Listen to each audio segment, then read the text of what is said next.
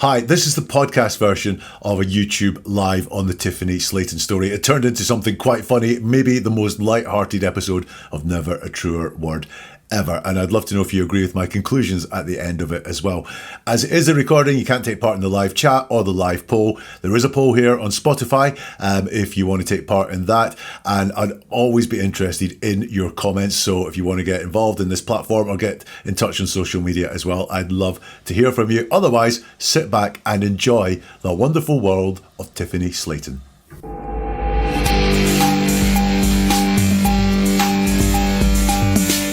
So, Tiffany Slaton, was she lost or is she lying? That's the question we're going to look at in this episode of Never a Truer Word, which is live tonight. This is where we look at the words that people choose to use to see if they're telling the truth, the whole truth, and nothing but the truth. And what I do here, as always, is strip away everything we think, everything we feel, everything we know, everything we think we might know, and look at only the words that someone uses, stripping away everything else. Then I'm going to use my process of statement investigation to see possible deception, maybe where the truth is, and the motivations of someone as well. It's a process that I use with investigators, with the media, and with corporate clients as well to get closer to the truth of what is happening. Now, this is a live episode, so if you are here, then do say hello in the chats. Hello to Lena, hello to Erin, good to see you. Burgundy Babe, hiya. Sheila as well.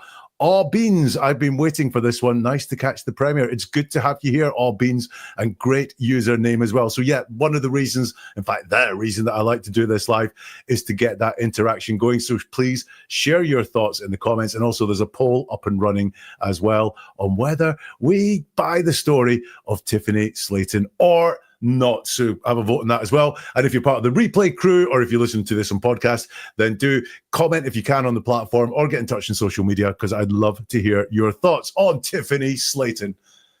And what do we know about her? Well, listen, recently she went missing for 3 weeks. She was on some sort of, I've seen it described as a hike, or she describes it as a camping trip in the Sierra Nevada. She went missing for 3 weeks. She was found or returned to civilization, and her story, wow, that was a hell of a story. She told it at a press conference a couple of days after she returned to civilization. And almost as soon as that press conference had finished, I started getting the notifications. Hey, Jack, can you have a look at this? I'm not sure I buy it. So, yeah, I looked at it and went, that's interesting. That is worth looking at. So I've been working on this for a few days now, but I do have to tell you, even having looked at it, these are my conclusions. This is my conclusion card, and it is completely blank at the moment because I'm not quite sure where I sit with the full story behind it. I've got some thoughts, but the full story behind it, I'm not entirely sure. So we'll work on that as we go. I'd love your thoughts as well, and that will help us come to a conclusion by the end of the episode. I did ask for people's thoughts a week ago on what they thought of the story. Here's some of the thoughts that we got. Tracy said, her story is unbelievable. She does not look like someone who has been through what she claims to have been through. We'll see her and we'll be able to judge that one as well as we go. Marissa, I'm unable to listen to her full story because I find it irritating and pretentious, condescending. Definitely, we're going to hear some of that. However, the start of it is a lot of I did and this happened to me. So it sounded like ownership. So what we're going to do there, Marissa, a good shout, is we're going to look at the pronouns that she uses when she talks. Honestly, I'm not much of an analyst at all. You could probably join me on a live then. But if you don't make us listen to the whole spiel, I'd like your take on it. You don't have to listen to the full spiel, Marissa, trust me, but I just can't watch her tell it anymore. Laura says, not a chance her story is true. It gets more and more far-fetched the longer you listen. So listen, that's kind of what people were saying to me, but you know, sometimes stories just are next to unbelievable, but kind of possible.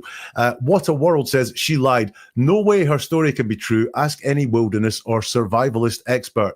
I'd love to. So if anyone knows anything about wilderness or surviving in the wilderness in the chat, do let me know your thoughts as well. Zayan says, of course she was lost. Why is everyone having such a hard time believing her? Zayan, if you're watching, stay tuned and you may find out why people have a hard time believing her. Frank says, What were her parents doing while she was missing? Her parents are at this press conference. I think they spoke then as well. Maybe that's something for us to look at another time. The dad just seems bemused as he watches her talk to the press. And Enviro says, I'm looking forward to your thoughts because I haven't made up my mind yet. The authorities seem to believe her, but it's an incredible story. I'm waiting on the expert. We're all waiting on the expert Enviro. So let's find out what we think. Burgundy Babe, who I know is in the chat, tweeted just a few minutes ago to say, Jack, I'm so glad I'm not the only one feeling suspicious. Looking forward to hearing some of this word salad decoded. Felt guilty for feeling she was after her 15 minutes of fame. The Burgundy Babe, one of the biggest things that I get in terms of feedback is people saying, man, I had that feeling. I had like a real feeling that something was up here. My gut instinct told me something was up, but I couldn't rationalize it out. Very often what you will find is the words don't add up. The words just don't come together in your head to form pictures that you can really vividly picture. And that's why we go, there is something up there. So let's dive into the press conference then. Now, what we're going to look at mostly is Tiffany taking questions from the press. However, she started the press conference with, I guess you would call it a statement at the start of it. It was a statement of some sort. So let's have a listen to how she started that press conference. I didn't really come up with anything that's super planned for this. It's literally only been 2 days. But I will do my best to answer any questions that you may have. When I started, I had pretty much fallen off of a cliff trying to go on vacation for the first time.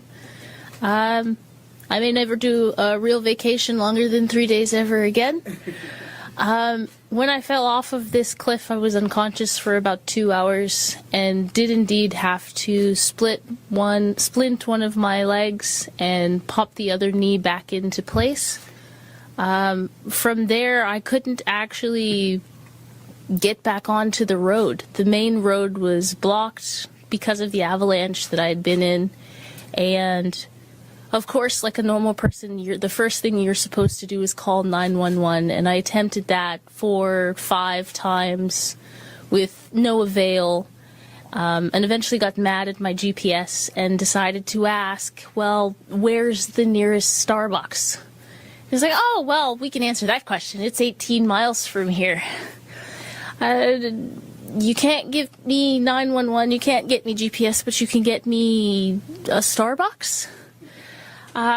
Yes, we can. It's also a shorter distance than trying to find the entrance. And in doing so, I ended up on this very long, arduous journey that I journaled to try and keep sane.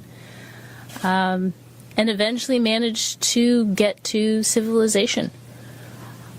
I haven't really gone through all of the details. I ran out of a lot of food after 5 days. But I will do my best to answer any questions that you may have. Thank you very much for that there, Tiffany. So let's look into the words that she uses there. Lena saying, was that supposed to be funny? And Helen saying, is this a stand-up routine? I am kind of laughing. So she started off introducing herself with, I didn't really come up with anything that's super planned for this. It's literally only been 2 days, but I will do my best to answer any questions that you may have. So this is the first thing that she says, and it looks like it could be a little bit of a nervy start. And listen, we don't all get up in front of the media and do a press conference, so nerves would be expected here. But there's some things here that are interesting to me. I didn't really come up with anything that's super planned for this. Now, I didn't come up with anything is inventing, isn't it? I didn't come up with something to do. I didn't come up with the right words. That is inventing. That is pulling something together there. So why not just say, here's what happened? Why do you talk about coming up with something? And then also, I didn't come up with anything that's super planned for this. That's a qualifier, super. It's not a very much used qualifier that we see a lot, but super planned for this.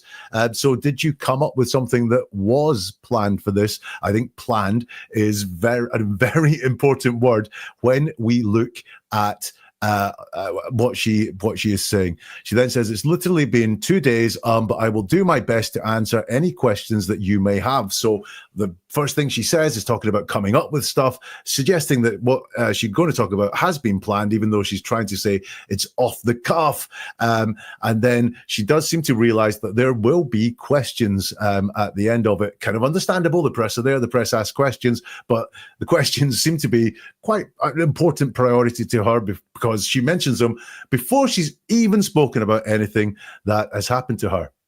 So then she says, when I started, I had pretty much fallen off a cliff trying to go on vacation for the first time. I may never do a real vacation longer than 3 days ever again. When I fell off this cliff, I was unconscious for about 2 hours and did indeed have to split one, and then she corrects herself, splint one of my legs and pop the other knee back into place.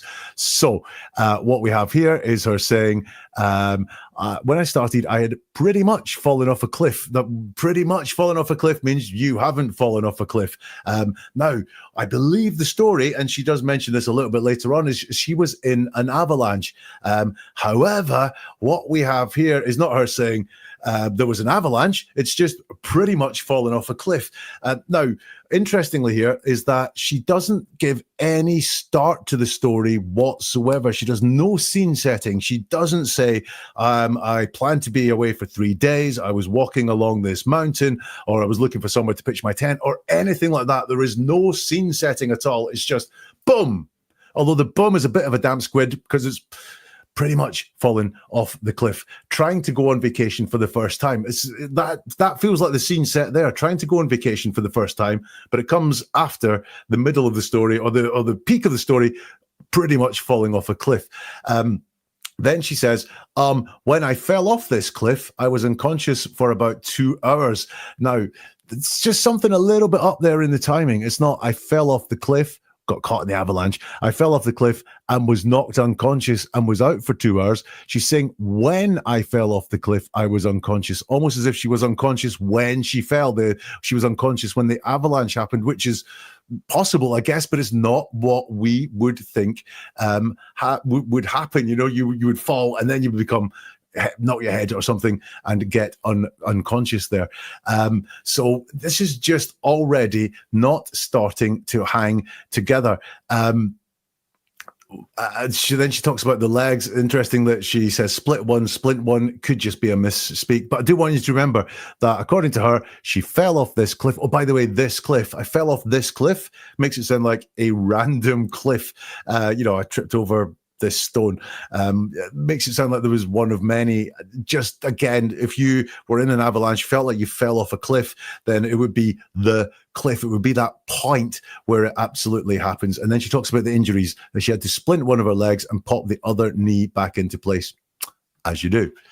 She says, from there, I couldn't actually get back onto the road. The main road was blocked because of the avalanche that I had been in. And of course, like a normal person, the first thing you're supposed to do is call 911. So let's break that bit down there. From there, where I don't know where that was, that feels like a jump in time to me, because actually what she said is that she popped one knee back in, she had to splint a leg. There's none of the difficulties explained there in any way whatsoever. She could be saying that because her legs had been really damaged, moving was hard. Certainly she doesn't express any panic. Have you noticed that? There is no emotion or anything there in her at all. It's just from there, I couldn't actually get back onto the road. Actually, just why is the word actually in there? It doesn't add anything to the sentence at all. She could say from there, I couldn't get back onto the road, but it's actually get back onto the road. And even then, get back. What is get back all about? Because to get back on a road, you must have been on a road. Well, if you fell off a cliff, was the road there and then you fell down a cliff and wanted to get back on the road? I don't really understand it. The main road was blocked because of the avalanche. Now, that's the avalanche that we know has happened because she fell off a cliff. Interesting. That I had been in. And of course, like a normal person, the first thing you're supposed to do is call 911. Of course, is a convincer. Someone's saying, of course, this is what you're supposed to do. But that is dropped in there to convince us that that is what went through her head. Did it though? Because it's like a normal person, the first thing you're supposed to do is call 911. She doesn't talk about herself. She doesn't say the first thing that I thought of doing was calling 911. She tells us what normal people do. She tells us what you're supposed to do, but she doesn't say calling 911 was her priority. She says, I attempted that 4 or 5 times with no avail. Now, no avail sounds like a very formal way of saying it, doesn't it? It's kind of like something you would find in a bit of fiction. It's not a word that people use very often. Oh, I tried to no avail. Yeah, people might say that, but it's quite formal.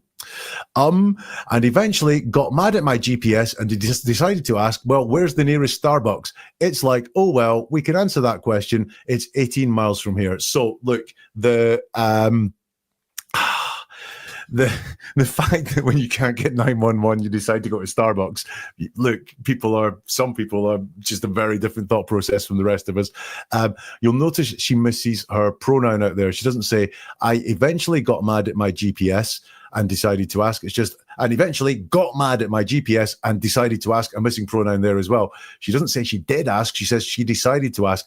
Where's the nearest Starbucks? It's like, oh, well, we can answer that question. It's 18 miles from there. Now, I don't know. I've thought about look, I don't do logic. I try to stick to the words, but how on earth can a phone not call 911 but can say where the nearest Starbucks is? I don't know. And she seems to understand why that was a little bit difficult. She says, you can't give me 911, but you can't get me GPS, but you can't get me Starbucks. Yes, we can. It's also a shorter distance than trying to find the entrance. And in doing so, I ended up on this very long, arduous journey that I journaled to try and keep sane, and eventually managed to get to civilization. So we've got some big jumps in time here. In doing so, I ended up on this long, arduous journey. So she is missing out the part from finding out where Starbucks was to getting on this long, arduous journey. What happened there? She ended up on it. She's skipping time. She's missing out some things. And the same with, and eventually managed to get to civilization. How? She doesn't say.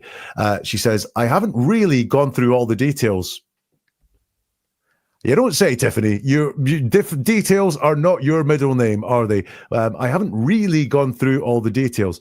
Then she says, I ran out of a lot of food after 5 days. Interesting. Do you run out of all your food? Well, run out is entirely. I ran out of a lot of food after 5 days.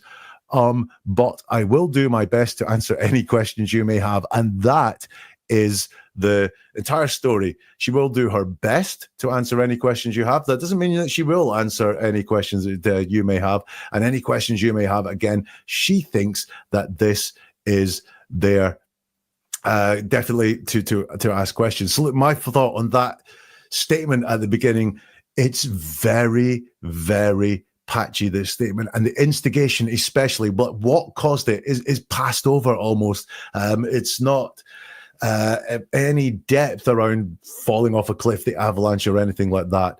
There is distance around her calling 911 in Starbucks. I don't think calling 911 was in her mindset at all. That's why the logic of that story doesn't add up, that she couldn't call 911, but her phone did manage to know where Starbucks was, where she was to find Starbucks, and also where the entrance was. I'm suspicious, and so are you guys, because I saw some questions coming in, or some comments coming in there. Erin says, how do you pretty much fall off a cliff? Yeah, well, pretty much fall off a cliff means you didn't fall off a cliff, doesn't it? And Afton, hey, Afton, good to see you here. Ran out of a lot of food, so not all of your food. Yes, we caught that one there as well. I mean, it's just full of holes. So was it Burgundy Babe who said, you felt guilty for feeling this way? I hope your guilt has gone, because, yeah, that is not all there. And Bron says, 100% Jack, she planned what she was going to say, but not super planned, hence the word salad crap that came out. She hasn't said it aloud and realized how silly it sounds. I think there's a lot in that, Bron. Thank you very much for your comments. So, who would like some more now? And this is when she is taking questions from the press. So we'll maybe just go round about one question at a time. Here's question number one. I mean, you were in the elements for how many days, and what did you eat? And did you ever at any point think, I'm not going to make it? Well, the worst thing that you can do in an emergency situation is panic. I'm a traveling dialysis technician and an archery coach by trade. I didn't want to panic. In the first 5 days, I was still ready for my vacation. I had some of Fresno's best citrus, which was funny because I'm kind of allergic to it at that point, but I did have food to begin with. But I'm a trained permaculturalist. That means I'm very good at foraging and helping people not go to the grocery store in very rural areas. And the Sierras has a large selection of leeks that is hard to find in other places. In case you don't know what that is, it's sort of a green onion. And I managed to survive off of these leeks and boiling the snow melt for a very long period of time, actually. And I journaled it. I think I've been out maybe 23 days on this.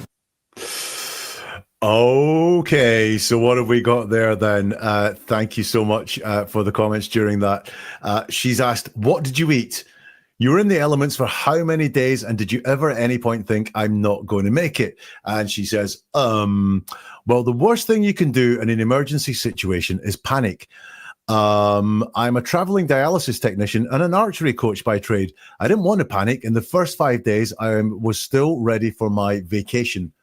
So, first of all, what did you eat? Doesn't deal with that, first of all. Did you at any point think I'm not going to make it? And you look at the fact she doesn't take that on precisely. She just says the worst thing you can do in an emergency situation is panic. She doesn't say that she panicked. She doesn't say she didn't panic. She then goes on to say, I didn't want to panic. So we've got all these different ways of looking at panic, but we don't know whether she did or not. Again, there's no emotion coming through in this whatsoever. She doesn't tell us what she felt at the time. She's not very good at telling us what actually happened at the time, but certainly the feelings are not coming through at all. Then we get the first of many resume statements. I think it was Afton that said it. Here come the resume statements, which is, I'm a traveling dialysis technician and an archery coach by trade. I don't know what that's got to do with what did you eat, or did you think I'm not going to make it? Maybe she's trying to draw something here by saying that as a dialysis technician, panic is something that wouldn't be very good for that. An archery coach by trade. Well done, you. But I think one of the reasons why we use resume statements sometimes it is to say what a good person we are, because if we feel we're being doubted or might be being accused of being a bad person or doing something a little bit dodgy, we like to put in these resume statements that say what a great person we are. You'll note here, it's a traveling dialysis technician. So this is healthcare. This is, I'm very good because I do things for other people. My job involves basically keeping people alive. What a great person I am. Therefore, you shouldn't really doubt anything that I say as we go on. And an archery coach by trade as well. Look how accomplished I am. I didn't want to panic. In the first 5 days, I was still ready for my vacation. I mean, really? You've been in an avalanche? You've had to pop one knee back in and splint a leg. You're 18 miles away from home and you're still ready for your vacation after 5 days. She then goes on to talk about what she eats, what she ate. She said, I had some of Fresno's best citrus, which was funny because I'm kind of allergic to it at that point. So just a little bit lack of detail again. Fresno's best citrus, what? Which was funny because I'm kind of allergic to it at that point. are you not anymore because you got used to it while you were in this wilderness hunt? I don't know. But I did have food to begin with, which means that she's got she did have supplies with her there. But I'm a trained permaculturist. So here we go again with the resume statements of, look, I'm a traveling dialysis technician. I'm a trained permaculturist. I'm an archery coach. There's more about the archery still to come, by the way. But that means that I'm good at foraging. I want you to remember that. Very good at foraging is actually how she says it. I'm very good at foraging and helping people not to go to the grocery store in very rural areas. Now that seems like a sales line to me. That feels like something that is pre-planned in advance. I'm very good at helping people not go to the grocery store in very rural areas. Sounds like she's offering a service there to other people, doesn't it? You'll notice that she doesn't talk about what she does for herself there. And she doesn't say that I went foraging and, she says she ate some fruit, citrus, but she doesn't. That's a fruit in a tree. It's not hard to find. So that's not foraging. Let's be real about this. She doesn't say that she went through the wilderness and she was managed to find all these different things and nutritious things to eat at all. She says, and the Sierras has a large selection of leeks. Which she then goes on to explain what a leek is. I know I have Americans in the chat. Leeks are very common here in the UK. Are they common in America or are they slightly more exotic than America? I don't know, but I did find this sort of pompous description of what a leek is funny, but maybe from my point of view. In case you don't know what that is, it's a sort of green onion, and I managed to survive off these leeks and boiling the snowmelt for a very long period of time, actually. And I journaled it. I think I've been out maybe 20 to 23 days on this. So I journaled it, and she mentions this journal a lot, which is interesting. She mentioned it prior. She's mentioned it now. She is very keen to get across that she journaled it. When we look at what someone says, then what I think we've got is when someone says a lot, when they repeat some concepts, what I think is going on there is what is high in their mind, what is important to them. And I think journaling is very important to her to get across the fact that she journaled. And I think, we will come to that. Listen, in that answer, what did she eat? Some citrus and some leeks, and some of the food that she had. Again, she doesn't say I had cans of meat or tinned fish or anything like that with her. She just talks about these things. But really, that is all the resume statement type stuff. Now, let's see what we got in the comments, because I think there are some good ones coming from us, which is Janine says, I feel I shouldn't be laughing so very much. Do you know what? I'm sitting working on something around R. Kelly just now. I'm sitting working on something with Dawn Wells around Summer Wells. So when I was coming in to do this one, I was like, do you know what? I'm glad this is a bit of a lighthearted one. Janine, I'm glad we are making you laugh. Erin says she relays no emotion. I get no emotion from her whatsoever. No emotion of elation, being back, no emotion coming through in the stories about how she felt at the time, especially around that panic thing where she said, it's good not to panic. I tried not to panic, but she doesn't say what she felt there at all. Erin, you've been a big commenter in this. She sounds like she's auditioning for a Survivor type reality show. Just hang on in there, Erin. You may be very pleased at that. Erin again says, yes, leeks are very common and at every grocery store. Good, I thought so. Then she says, leek soup, yummy, which has put me in the mood for some leek soup, I think. So thank you very much for your comments. Okay, let's get some more from the fantastic Tiffany. Outside, or do you have any cover at all? At the beginning, I was coming to try and do a camping trip, so I had 2 sleeping bags and a basic tent. But at the end, after fighting nature for such a long time, I lost my tent, I lost my vestibule, and I did eventually lose both sleeping bags. So I was outside with nothing but a lighter and a knife. Right, Afton, I'm sorry to hear about your leak issues. So she is asked, did you sleep outside or did you have any cover at all? And she says, at the beginning, I was coming to try and do a camping trip. So I had 2 sleeping bags and a basic tent. But at the end, after fighting nature for such a long time, I lost my tent, I lost my vestibule, and I did eventually lose both sleeping bags. So I was outside with nothing but a lighter and a knife. So did you sleep outside or did you have any cover at all? And she's telling us, so Burgundy Babe and Helen, you both picked up on what I've got. Helen says, so she survived an avalanche with a tent and 2 sleeping bags, but lost them after. Yeah, I thought that as well. Burgundy Babe says 2 sleeping bags, but didn't lose her food. Yeah, good point. So what I got here once more is she says, after fighting nature for a long time, I lost my tent, I lost my vegetable. I did eventually lose both sleeping bags. So I was outside with nothing but a lighter and a knife. I'd love to know how she boiled up those leeks. That's all she had. But after fighting nature, once again, she just doesn't go into any detail. Fighting nature for a long time, you lost your tent. Look, tell us, was it windy? Did it blow away? Did it rip? Could you not carry it because it was too heavy? She doesn't say why. There are just no details going on in this whatsoever. So did she sleep outside or not? Look, she doesn't say. Did you sleep outside? She says she lost all this stuff, but she doesn't say she slept outside. Just like falling off a cliff, she has no detail of the events.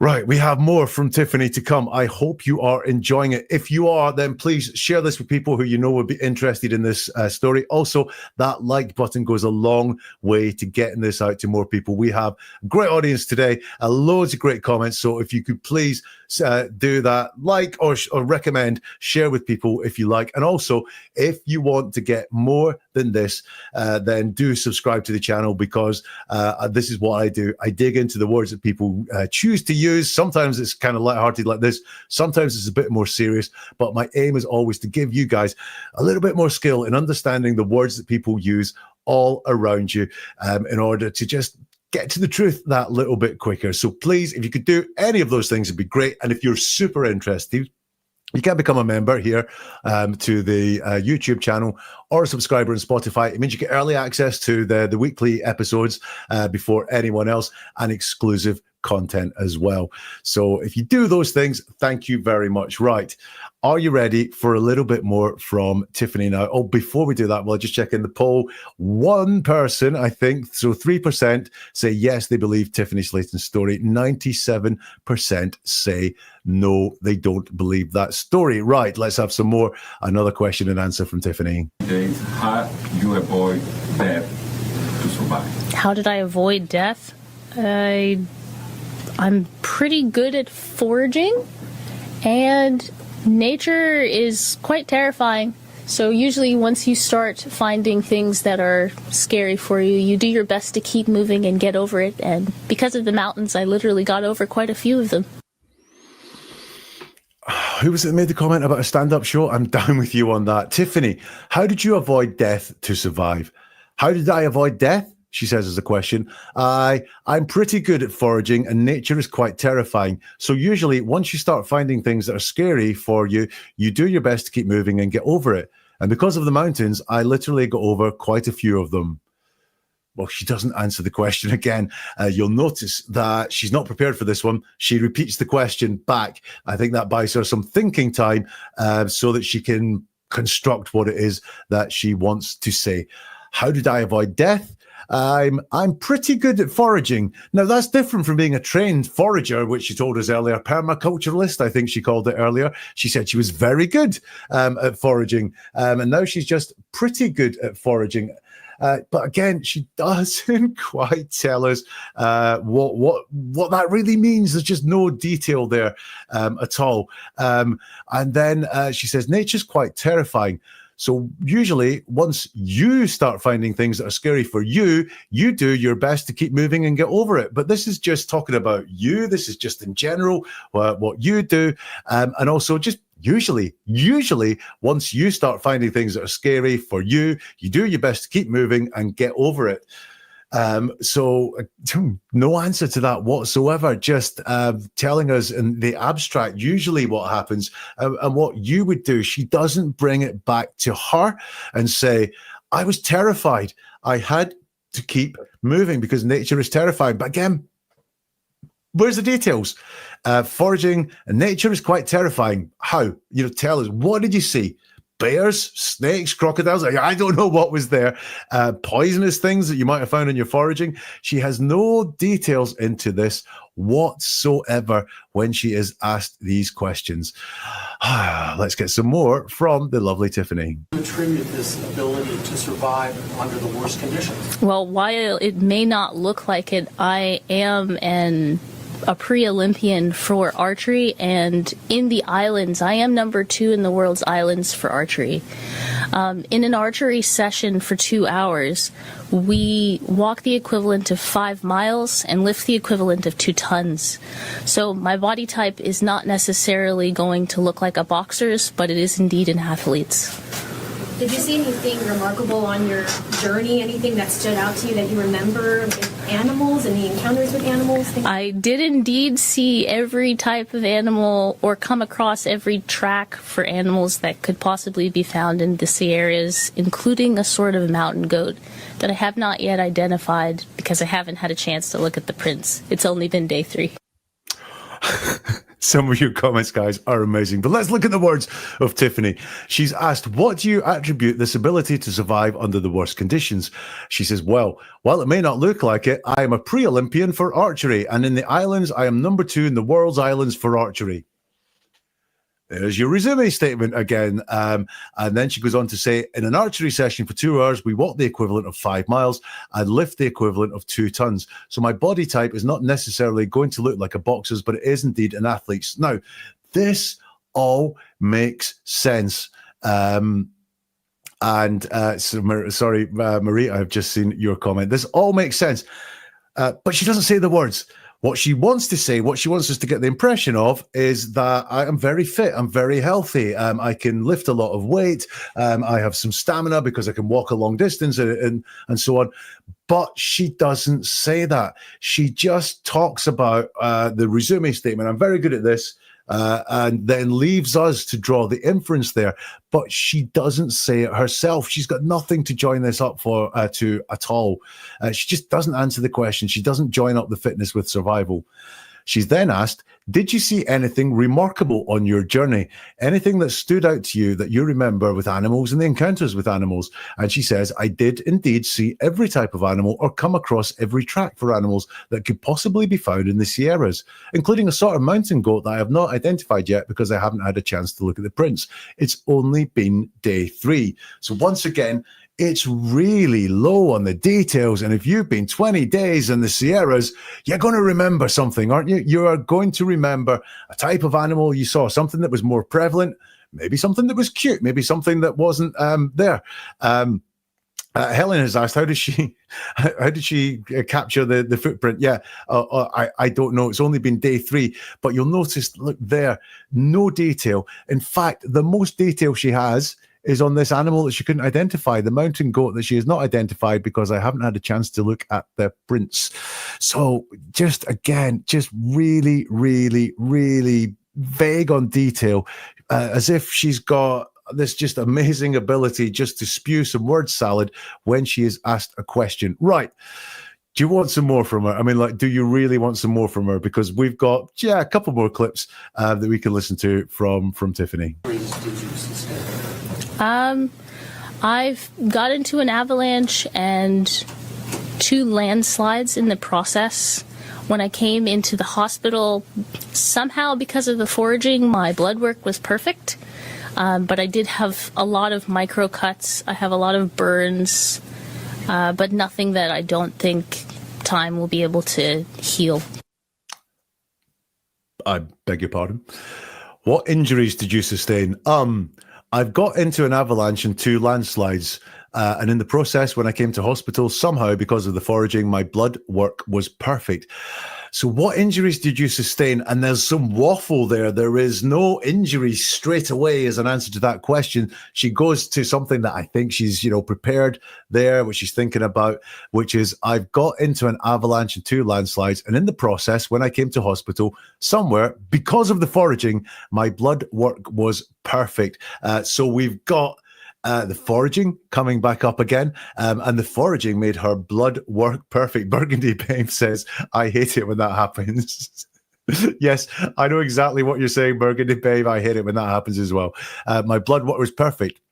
So what she's saying here is that she has been in the wild for 20 to 23 days and her blood work was perfect, and she's putting that down to the foraging.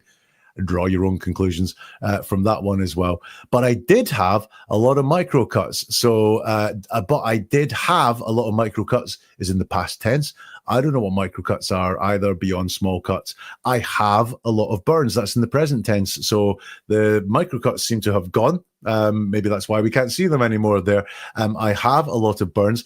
And then she says, but nothing that I don't think time will be able to heal, which is an interesting way of phrasing it. But you'll notice, what injuries did you sustain? What she does is she doesn't answer. She tells us what was good. But remember at the beginning, the splint leg and the dislocated knee, those are injuries that you sustained, and yet they do not come up in this answer. I think we've got a couple of comments here that I would like to share here. So yes, Erin, her blood work being perfect from foraging was just hilarious. Braun, I avoid bears by foraging. Burgundy Babe, the foraging was scary in her words. Yeah, thank you for all those comments. It's just bizarre. We have one last part to look at from Tiffany. Do this again? Will you go alone on an excursion like this again? If it was something that benefited my family, like a television show called Alone, I may attempt it in order to benefit my family's economy. Yeah. Was it, so what day did you actually start foraging and get off the roads? Did you leave your bike with the intention of coming back to it, or were you leaving it there to come back, weeks or months later after you'd gone? So foraging is it's almost like going through the grocery store. Eventually you start, boys check out chicks, foragers check out things that you could possibly eat in emergency situations. So at the beginning, I had already started trying to supplement the things that I knew I wanted to eat with things that I had found in the environment. One of my favorite things to do, because I am Bermudian American, is part of the British culture is a lot of tea. Manzanita and pine needles is one of the most delicious herbal tinctures that I could probably come across, and it was very relaxing. If it wasn't for the life or death situation, I probably would have really enjoyed that aspect. You made a fire every night? You made tea every night? I did indeed make tea every day, partially because of my Britishness. But the other reason is when you're unable to collect a lot of carbs, the next best thing that you can do is to create a stockpile of micro minerals and vitamins so that you don't fall out. Okay, so the last thing we're going to look at is this question here. Will you ever do this again? Will you go alone on an excursion like this? And she says, if it was something that benefited my family, like a television show called Alone, I may attempt it in order to benefit my family's economy. Yeah. Now, what I noticed on this, first of all, was there's a lot of ums when she's asked questions. She has to think about it and go, or as we saw, she repeated the question back sometimes, or did a little bit of waffle in order to work on the answer that she wanted to give. But there was no pause in that question. She just went, boom, straight in with the answer. If it was something that benefited my family, like a television show called Alone, I may attempt it in order to benefit my family's economy. Yeah. So we have here desire to make some money here. I think benefiting my family. She's come up with the name of the television program, Alone. And talk of my family's economy. Yeah, I think what she's doing there is she's being very polite and downplaying it. But yeah, if I got money for it, I'd do it again. Pay me, I'll do it all over again. But you can't say that because it sounds brash. So she's saying benefiting my family's economy because that sounds more formal. And it just says, it just feels like, very nice. And, it's not, I'm not doing it for myself to make money. But what I'm going to do is I'm going to benefit my family's economy. But no pause there. Boom, straight in there with an answer. Then she's asked, so what day did you actually start foraging and get off the roads? Did you leave your bike with the intention of coming back to it? Or were you leaving it there to come back, weeks or months later after you've gone? The bike gets lost there. We never hear of the bike ever again because she's going into one of her favorite subjects, which is foraging. And she says, so foraging is almost like going through the grocery store. So this begins with so. So I'm flagging up here when she says so, it's a flag. I'm not going to give you a direct answer to the question because we don't get talk about the bike whatsoever. I'm going to give you something that's a bit more of an explanation, maybe a bit more that I want to say, talking on my terms, rather than dealing with what you are saying there in the question. So foraging is it's almost like going through the grocery store. So she's back to this repetition of this grocery store line, which I think either she's stolen from somewhere or coined herself, and she thinks that it's very funny and very clever, talking about nature's grocery store. And then I think we've got another line that she's made up and thinks is very funny. She said, eventually you start, and she stops that. She doesn't finish that thought. It just disappears because she moves to this one, which I think she's really pleased with. Boys check out chicks, foragers check out things that you could possibly eat in emergency situations. I mean, if she's starting a foraging business, hey, don't check out chicks, check out things that you could possibly eat in American situations. Tiffany, I will do the advert for you myself. Boys check out chicks, foragers check out. Is she trying to make foraging sexy? You know, is that what's going on here? Hey, it's better than checking out chicks in the opposite sex. It's checking out things you could possibly eat in emergency situations. So at the beginning, I had already started trying to supplement the things I knew I wanted to eat with things that I had found in the environment. One of my favorite things to do, because I am Bermudian American, is part of the British culture is a lot of tea. Manzanita and pine needles is one of the most delicious herbal tinctures that I could possibly come across, and it was very relaxing. This sounds like a product description on her Shopify place. But look, she's got all the facts about tea. The fact that it's part of the British culture, the fact that manzanita and pine needles is one of the most delicious herbal tinctures that I could possibly come across, and it was very relaxing. She doesn't say how she found it, how she made it, or even really if she drank it. She just says it's all very nice. She says, if it wasn't for the life or death situation, I probably would have really enjoyed that aspect. You made a fire every night. You made tea every night, she has asked. I did indeed make tea every day, partially because of my Britishness. But the other reason is when you're unable to collect a lot of carbs, the next best thing you can do is create a stockpile of micro minerals and vitamins so you don't fall out. Fall out of what? I don't know. There endeth the answers of Tiffany. I do, just to prove my Britishness, I have a tea, but no pine needles. So that is Tiffany. Let me know your thoughts in the comments. I will share mine in a minute. 98% of you say no, you don't believe Tiffany's story. 2% of you say yes, you believe Tiffany's story. And part of me does wonder if someone pressed the wrong button there. So I have written some things on my card now as to what I think. And the words I've written are journal and foraging. I think that what is going on here is trying to get something off the ground as an influencer, as someone who is going to be known as the forager. And what better way to launch yourself into this foraging world than with a story like this one, where you went missing for 3 days and foraged off the lands. But look, there's so much missing. Detail is missing. Contradictions are in there as well. Those are hallmarks of a deceptive story, and none of that emotion in there at all.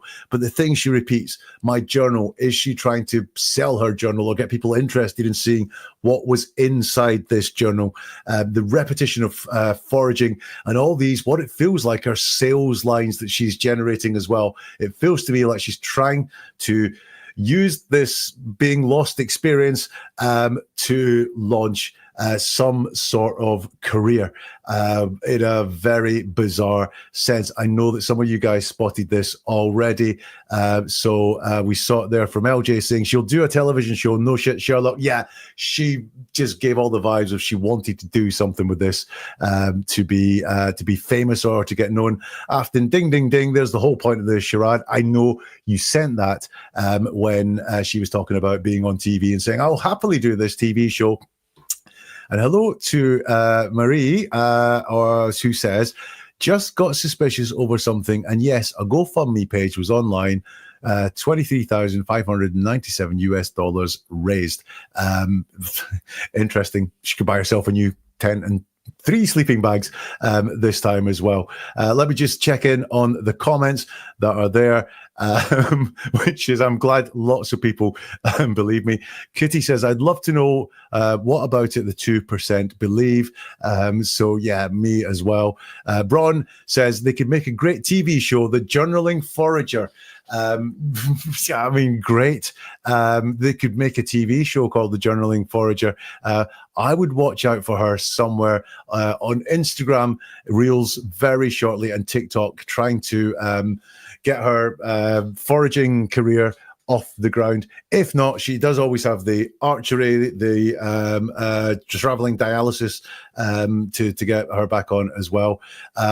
Nancy, she wants to talk about how wonderful she thinks she is, seems to think the audience is beneath her. It's a fabricated story. Nancy, you're not the only person who said that, yeah, there seems to be some sort of fact that she feels like she is above everyone and talking down to people as well, which is kind of what you find in a lot of people that are disillusioned. Lots of people in the chat saying that it wasn't them that pressed the yes, I believe her in the poll, which is sitting at, 2% of people say yes, I believed her. Black Widow says, I've missed the crack, which is a great old Irish phrase. Yeah, you have, but do watch the replay because I think we'd have a laugh at this. Where is it? There we go. Helen, did she make it to Starbucks? That is the question of the night. Thank you so much for that, Helen. Thank you very much to everyone that commented as well. It's been so good to have you here. Listen, we've got a couple of things planned. 2 more lives this week. On Thursday, going to be doing one with Lauren Conlon, looking at Laura Owens and some developments in there. And then on Sunday, Ted Bundy with Publicly Buzzed is getting the Never a Truer Word once over on Sunday as well. And there'll be another episode coming along later on this week. If you're a member, you will get that sooner than if you're not a member. NeverATruerWord.com is where you can find all the details of what is coming up. Don't forget that like button or share. Recommend this because so many people doubting Tiffany's story. It's great. I think that the stuff we've done tonight has put some meat on the bones of that and maybe some foraged vegetables on the side as well. We'll see you soon for something new from Never a Truer Word.